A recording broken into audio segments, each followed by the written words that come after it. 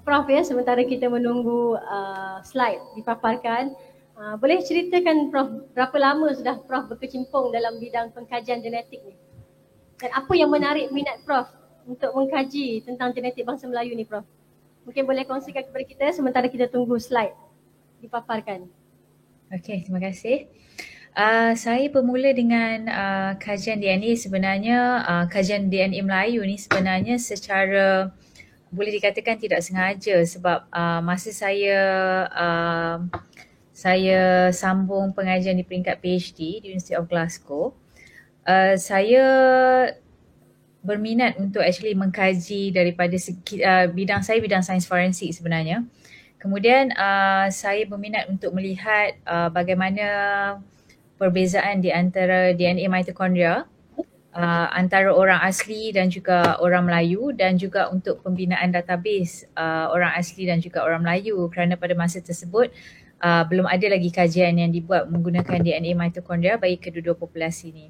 Jadi bila saya menggunakan DNA mitokondria ni, dia sangat unik di mana dia hanya diwariskan daripada ibu kepada anak-anak sama ada anak lelaki atau anak perempuan. Ia tidak boleh diwariskan daripada bapa. Jadi semua DNA mitokondria yang ada dalam diri kita ni sebenarnya diwarisi daripada sebelah ibu. Jadi dipanggil maternal lineage, iaitu kita semua saudara mara kita dari nenek moyang sebelah ibu yang sama akan mempunyai DNA mitokondria yang sama. So bila dah tengok tu, saya pun nampak lah ada sedikit perbezaan di antara orang asli dan juga orang Melayu. Tetapi ada sesuatu yang ketara dekat situ, tapi masa tu sampel number pun kecil dan sebagainya. Untuk kajian PhD, it was just about 300 sampel macam tu saja. So kita tak nampak lah sesuatu, orang kata apa, sama ada beza atau sama, dia tak begitu jelas lagi. Jadi bila saya balik ke Malaysia, tapi saya ada nampak sesuatu yang istimewa di mana DNA mitokondria orang Kelantan ni dia macam lain sikit daripada orang Melayu yang lain. Dia sebab orang Kelantan. It started like that. Saya pun daripada USM Kubang Kerian masa tu sebab program forensik di sana. Jadi yang Kelantan ni, because bila saya buat sampling, orang Kelantan saya senang untuk dapat 3 generasi Kelantan yang tulen. Maknanya tidak bercampur lah. Sebab saya nak masa tu apabila saya ambil sampling masa PhD, it was just kita panggil modern Malay. Melayu, asalkan dia Melayu, 3 keturunan. Tak ada bercampur dengan mana-mana bangsa lain. Kita ambil sebagai wakil kepada sampel orang Melayu. Tapi sampel orang Kelantan ni memang secara tidak sengaja mereka ni pure lineage. Sebab saya pergi ke Pacuk, saya pergi ke Pasir Putih, Pasir Mas, saya boleh dapat lah orang Kelantan yang pure. So bila saya nampak perbezaan ni, saya macam, kenapa orang Kelantan ni dia punya mitokondria dia macam lain sikit. Dia duduk dalam kelompok yang agak berbeza. So bila balik Malaysia, saya continue minta grant dan sebagainya. Alhamdulillah kajian saya disokong oleh Kementerian Pengajian Tinggi dan saya mulakan kajian yang lebih spesifik. Saya ambil 11 etnik, sub-etnik Melayu termasuk Kelantan. Dalam tu adalah Aceh, Bugis, Banjar, Jawa dan sebagainya. Jadi saya terangkanlah. Dan daripada situ saya nampaklah kita punya pertalian dengan orang Semang, berapa umur DNA orang Melayu dan sebagainya. Dan saya juga pergi ke Institute of China dekat Kunming sebab diorang ada buat satu kajian DNA mitokondria yang sangat large scale. Beribu-ribu sampel, 6,000 lebih, which kita memang tak boleh afford lah dengan geran kita sebab kajian menggunakan DNA manusia ni sangat mahal. So bila kita bandingkan, saya nampak DNA orang Kelantan, orang Jawa ada representatif daripada setiap sub etnik ni nampak lebih tua daripada DNA dekat negara China. So daripada situ saya teruskan lagi guna penanda DNA yang berbeza dan sebagainya, dan akhirnya kita akan lihatlah sekejap lagi apakah kesimpulan dan dari manakah asal usul orang Melayu. Adakah benar kita ni daripada Yunan, daripada Taiwan dan sebagainya. Jadi Prof, saya ulang semula soalan tadi untuk Prof. Okay, kalau boleh Prof ceritakan apa asal-usul bangsa Melayu menurut perspektif pengkajian DNA dan apa signifikannya untuk kita mengetahui tentang asal-usul bangsa kita ini, Prof. Okey, terima kasih. Okey, saya mulakan secara rasmilah. Assalamualaikum warahmatullahi taala wabarakatuh. Saya Zafarina Zainuddin daripada Universiti Sains Malaysia. berasal daripada Pulau Pinang dan sekarang pun masih menetap di Pulau Pinang. Tapi sebelum ni saya bertugas di kampus Kesihatan Kubang Keren, di mana kebanyakan kajian saya menggunakan DNA berlaku di Pusat Pengajian Sains Kesihatan Universiti Sains Malaysia bersama ramai lagi collaborator daripada UiTM, UKM dan juga daripada pusat-pusat pengajian lain, daripada pusat pengajian perubatan dan sebagainya. Ini merupakan satu kajian berskala besar di mana berlaku bukan dalam tempoh masa yang pendek lah, macam saya jelaskan tadi. Saya bermula pada tahun 2000 masa saya buat PhD, dan saya rasa kajian yang ni saya wrap up bersama dengan orang asli semua sekali dalam tahun 2011. So di mana kita pun dah mendapat penemuan yang kata apa, very strong indication menunjukkan bagaimana dari mana asal usul Melayu dan sebagainya. Dan berbalik kepada persoalan tadi, saya pun ingin bertanya semula lah, adakah kita ni sebenarnya yakin siapakah orang Melayu? Adakah kita sendiri yakin yang kita ni orang Melayu? Dan banyak juga kita dengar kadang-kadang dipolitikkan bahawa kita ni bukan penduduk asal Kepulauan Melayu pun. Kita bukan orang asal orang Malaysia. Orang Melayu ni pun pendatang. So adakah itu benar? Sekiranya orang Melayu itu pendatang, siapakah pula penduduk asal Kepulauan Melayu?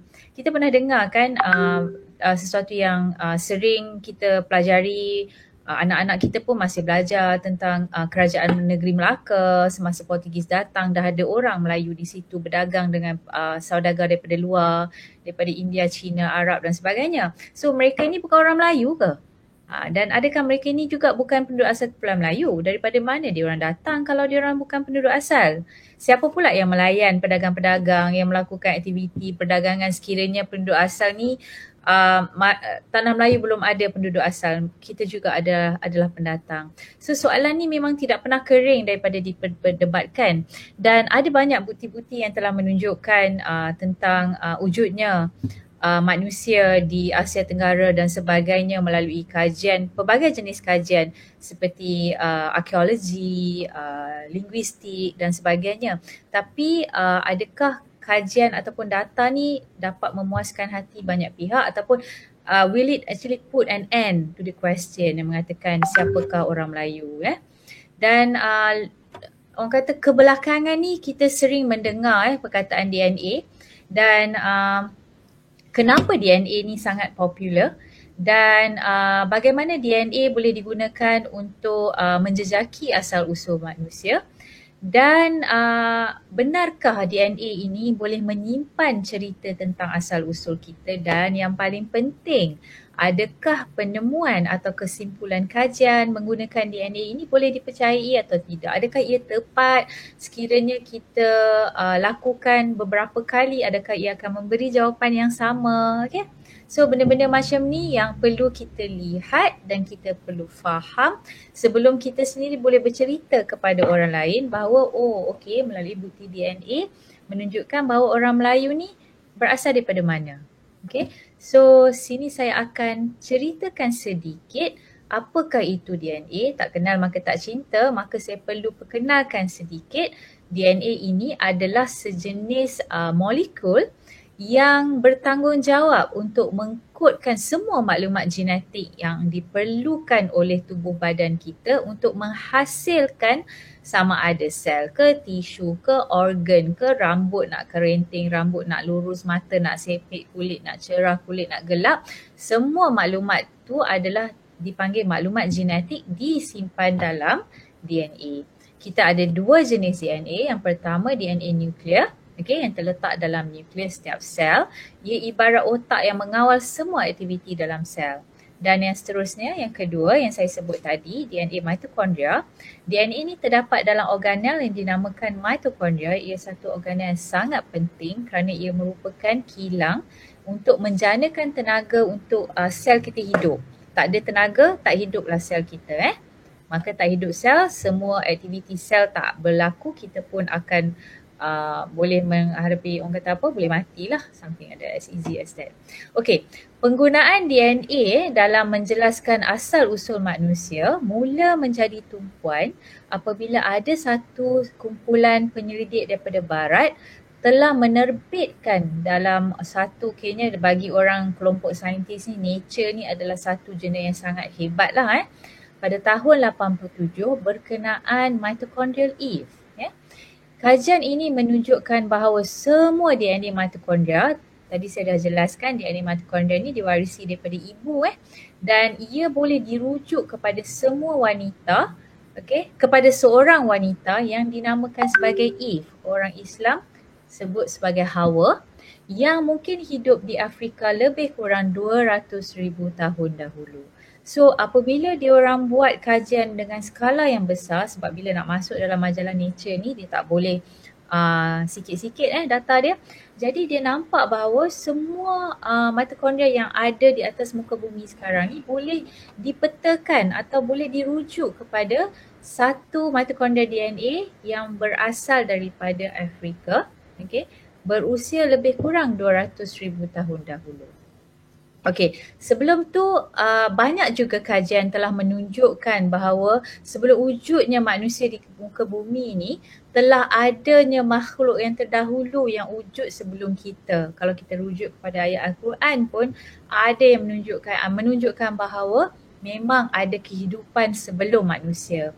Dan daripada segi kajian saintifik, mereka ini dinamakan sebagai dengan pelbagai nama lah, contohnya Australopithecus. Kemudian kita ada Homo habilis dan yang terakhir sebelum wujudnya Homo sapien iaitu manusia, ini dinamakan sebagai Homo neanderthalis. Saya berkesempatan untuk melihat Homo neanderthalis punya tengkorak kerana masa saya di Glasgow dulu, sebab kami sebenarnya daripada Fakulti Forensik supervisor saya dapat tengkorak daripada Homo neanderthalis ni untuk lihat DNA dia. So apa dia buat menggunakan DNA mitokondria ni, sebab DNA mitokondria ni tahan lasak beratus ribu tahun kalau dia disimpan dalam keadaan yang baik, sebab tengkorak ni dijumpa dalam gua yang ditutupi oleh salji, walaupun beratus ribu tahun DNA dia masih boleh digunakan. So bila dia buat kajian, dia melihat bahawa DNA Homo neanderthals ni tidak sama dengan manusia, sebab tu dia bukan Homo sapien. Dan Homo sapien dipercayai menggantikan spesies terdahulu kerana Homo sapien boleh beradaptasi dengan perubahan persekitaran. So sekiranya sampai satu masa nanti manusia dah tak boleh beradaptasi dengan perubahan bumi, bumi semakin panas, bumi semakin atau terlalu sejuk, dah tak ada kurangan oksigen dan sebagainya, maka mungkin juga akan berlaku kepupusan manusia sama seperti apa yang telah berlaku kepada spesies sebelumnya. Alright, terdapat dua teori utama tentang penghijrahan manusia. Ini dua teori yang sangat popular lah, ada banyak lagi teori lain. Saya fokuskan kepada teori ini dulu, out of Africa, di mana dipercayai manusia bergerak keluar daripada Afrika. Tadi yang kata mitochondrial Eve tu dah wujud dekat sana lebih kurang 200,000 tahun, tetapi dalam lebih kurang 70,000 tahun sahaja mereka bergerak keluar, dan mereka inilah yang menggantikan populasi spesies purba di atas muka bumi. Tetapi ada satu lagi di mana kepercayaan multi-regional origin, di mana manusia ini wujud secara independen di lokasi yang berbeza, dan mereka ini sebenarnya berasal daripada Homo yang telah berada di lokasi tersebut dalam tempoh yang sangat lama. So sekiranya kita percaya kepada multi-regional origin, maknanya manusia ini berevolusi daripada Homo erectus, daripada Homo neanderthals dan sebagainya. Tetapi saya berdasarkan kajian DNA dan sebagainya dan juga kajian terdahululah, kita lebih memberi fokus kepada out of Africa, di mana berdasarkan DNA mitokondria kita berasal daripada seorang wanita yang berada di Afrika lebih kurang 200,000 tahun dahulu. Dan juga slide saya ni lari sikit, mungkin different platform kot.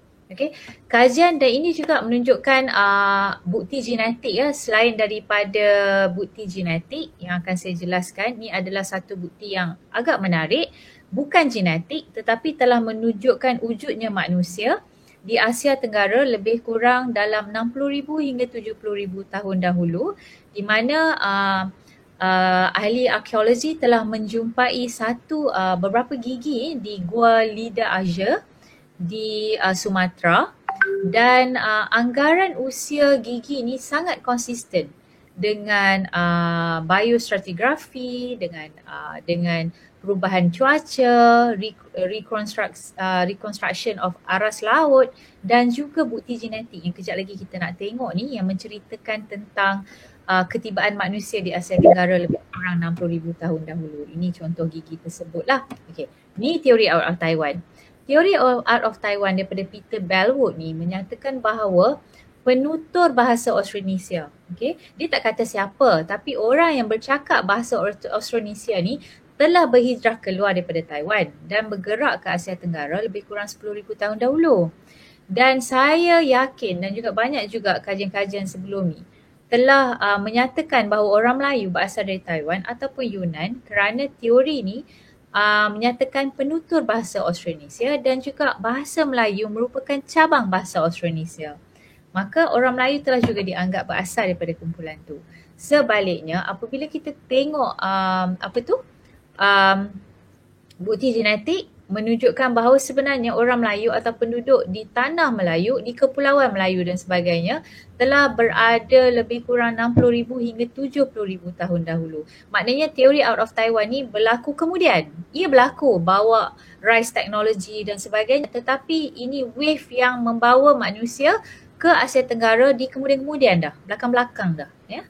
Okey, dan Kepulauan Melayu pula, memang kita percaya bahawa orang Melayu telah wujud sekian lama di Kepulauan Melayu.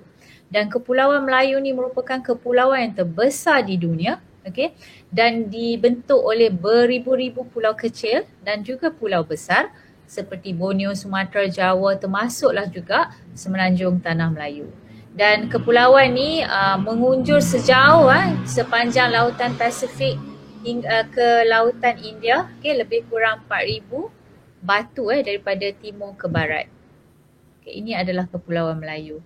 Okay, sebelum berlakunya Ice Age, atau kalau pernah dengar di mana paras laut meningkat, cuaca suhu dunia semakin panas, menyebabkan berlakunya orang kata apa, all those dia cairlah semua glasier dan sebagainya, menyebabkan berlaku satu banjir besar yang telah menenggelamkan, sekiranya anda pernah dengar pentas Sunda. Pentas Sunda ni dipercayai dia punya civilization, dia tamadun dia sangat hebat. Tapi disebabkan berlaku banjir sangat besar, maka tenggelamnya pentas Sunda. Ada banyak buku tentang tenggelamnya pentas Sunda. Dan mereka yang telah hidup di atas pentas Sunda terpaksa berhijrah. Dan mereka inilah yang dipercayai telah memulakan penambatan baharu di kawasan Asia Timur ataupun di bahagian tanah besar China dan juga Kepulauan Pasifik. Maka yang tinggal pada hari ini, mana apa yang kelihatan dalam warna hijau tu, telah membentuk semenanjung Tanah Melayu, Sumatera, Pulau Jawa, Borneo dan sebagainya. Okay, so ini adalah pergerakan manusia berdasarkan kajian DNA. Okay, pelbagai kajian telah dibuat dan satu penerbitan yang agak baharu, ini berdasarkan kajian PhD saya juga, yang telah diterbitkan pada tahun 2005, okay, di mana telah menunjukkan pergerakan manusia ni berlaku lebih kurang 60,000 hingga 75,000 tahun dahulu. Dan untuk penerbitan ni, DNA Melayu kita pakai, DNA orang asli pun kita pakai. Okay? Dan menunjukkan bahawa populasi ni sebenarnya bergerak daripada Afrika melalui laluan pantai, melalui India dan seterusnya berhenti di Asia Tenggara lebih kurang 70,000 tahun dahulu. Dan mereka inilah yang merupakan yang orang kata contribute atau menjadi sumber utama takungan genetik bagi populasi di Asia Timur. Okey, kejap lagi saya akan tunjukkan sedikit lagi data. Okey, dan seterusnya kajian menggunakan asal usul Melayu yang tadi tu yang diterbitkan secara tahun 2005 tu, yang saya kata saya ambil modern Malay. Orang kata secara mana-mana yang 3 keturunan tak ada campuran tu, kita kata orang Melayu lah. Tapi sebabkan saya amat tertarik dengan spesifik group macam orang Kelantan, maka bila saya mulakan pada tahun 2000, lepas saya balik PhD lah, tahun 2000 tu saya start dengan PhD. Kemudian saya teruskan untuk melihat DNA Melayu dalam sub-etnik pula, seperti orang Melayu Kelantan, Bugis, Banjar, Jawa, Aceh, Minang, Mendeling, Rawa, Campur dan Patani. untuk dapat sampel orang-orang, sorry, okey ke?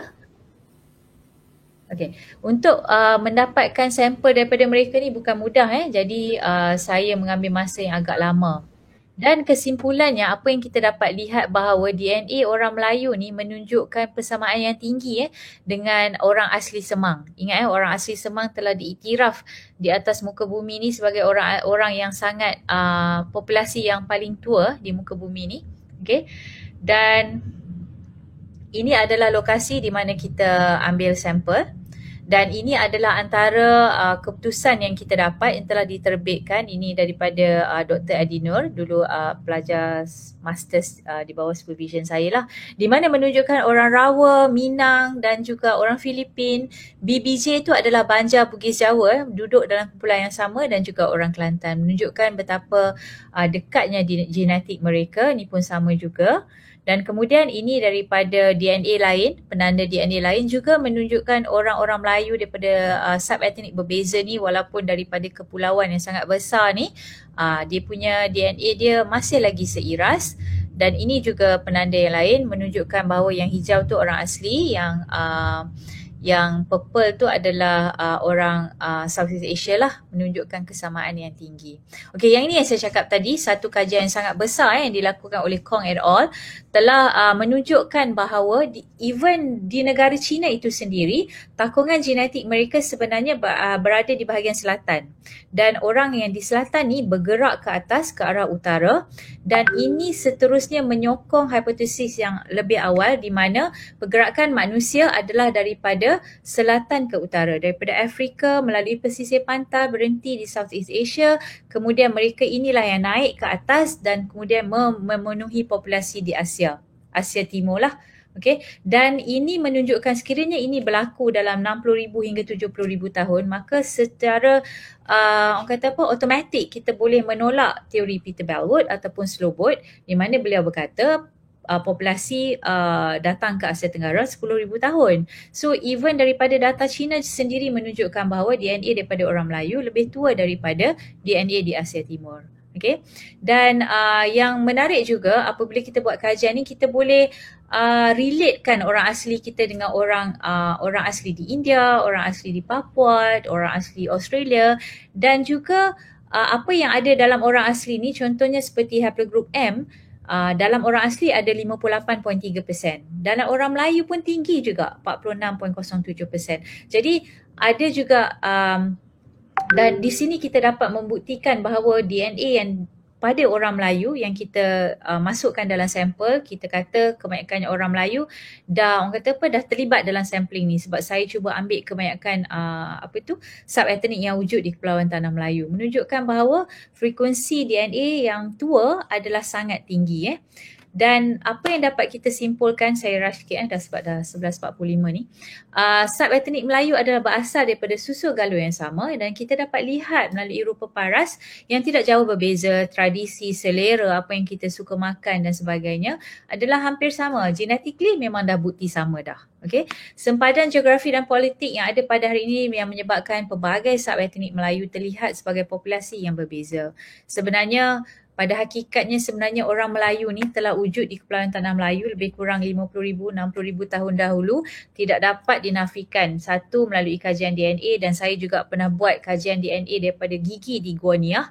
Mereka itu juga adalah DNA-nya adalah seiras orang kata apa dengan DNA what kita panggil orang-orang Mongoloid dan sebagainya.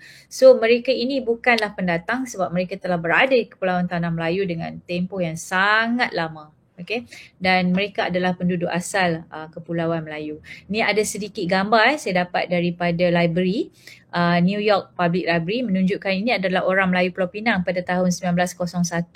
Jika anda lihat, belum lagi lah ada wajah-wajah macam orang Penang sekarang yang hidung mancung dan sebagainya. Saya rasa yang tu terhasil daripada perkahwinan campur dengan all the pedagang-pedagang yang singgah dan sebagainya, maka terlahirlah wajah-wajah baru orang Melayu di Pulau Pinang. So ini pula adalah orang Bugis, gambar 1868, cuba lihat pakaian mereka. adalah sangat similar. Kalau saya nampak tadi ada wakil-wakil daripada teknikal dan sebagainya melintas dengan tanjaknya, dengan sampingnya. So cuma masa ni rasanya dia baru balik pada kebun kot, dia pakai seluar pendek. Tapi pakaiannya lebih kurang sama, dan ini adalah gadis Jawa. Cuba lihat pakaiannya dengan kain batik lepas dengan kebaya pendek dengan selendang, kerongsang dan sebagainya. So ini gambar yang diambil oleh orang-orang daripada barat dan kemudian disimpan di New York Public Library. Kalau nak tengok lebih banyak gambar, boleh buka website ni dan anda boleh lihatlah ini orang Bali, orang-orang lelaki Bali yang baru pulang daripada kebun. So itu sahaja daripada saya. Terima kasih kerana mendengar dan saya harap ilmu yang kita kongsikan hari ini dapat memberi manfaat. Terima kasih.